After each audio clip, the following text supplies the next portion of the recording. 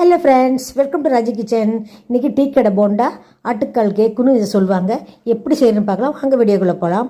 அதுக்கு என்னென்ன பொருட்கள் தேவையானது பார்த்துடலாம்.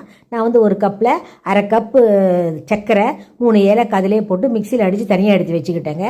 இப்போ வந்து ஒரு கப் மைதா மாவு, இதில் வந்து அரை கப் ரவை, 2 ஸ்பூன் அரிசி மாவு, எல்லாத்தையும் போட்டு நல்லா அரிசி மாவு ரவை எல்லாம் கலக்கிற மாதிரி நல்லா ஸ்பூன் நல்லா கலந்து விட்டுக்குங்க.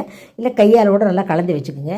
அதுக்கப்புறம் அரை கப் தயிர் ஊற்றி இந்த சர்க்கரையை அடைச்சி வச்சுருக்கேன் இல்லையா, நைஸ் பண்ணி வச்சுருக்கோம்ல, அதில் போட்டு அரைச்சி எடுத்து வச்சுக்கோங்க. இப்போது மைதா மாவில் வந்து ஒரு அரை ஸ்பூன் வந்து பேக்கிங் சோடா, ஒரு பிஞ்ச் உப்பு எல்லாத்தையும் போட்டு நல்லா கலந்து விட்டுட்டு, இப்போ வந்து நம்ம சர்க்கரையில் வந்து தயிர் ஊற்றி அடித்து வச்சுருக்கீங்களா, அதை கொஞ்சம் கொஞ்சமாக ஊற்றி ஸ்பூனால் நல்லா கலக்குங்க. ஸ்பூனில் கலக்கி விட்டு நல்லா கையாலே நல்லா பிசைஞ்சிடணும். எல்லா இடத்துலையும் படுற மாதிரி பிசைஞ்சு விட்டுருங்க. இதை வந்து கையில் எடுத்து இப்படி உருட்டுறமோ உருண்டையாட்டம் வரணும். அந்த மாவை உதுத்துட்டால் உதிரணும். அதாங்க கரெக்டான பதம். அந்த மாதிரி பதத்தில் இங்கே பாருங்கள் இப்படி இருக்கணும். இந்த மாதிரி பதத்தில் வந்து ஒரு 4 டேபிள் ஸ்பூன் வந்து நான் வந்து பால் எடுத்து வச்சுருக்கேன். பாலை அவ்வளவும் ஊற்றக்கூடாது. நமக்கு தேவையானது கொஞ்சம் கொஞ்சமாக ஊற்றி பிசைங்க.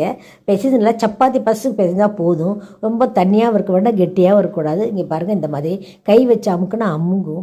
அந்த ஸ்டேஜில் கையில் வந்து கொஞ்சம் எண்ணெயோ நெய்யோ தடவிக்கிட்டு கையில் உருட்டி எண்ணெயில் போட்டு பொரிச்சிடுங்க.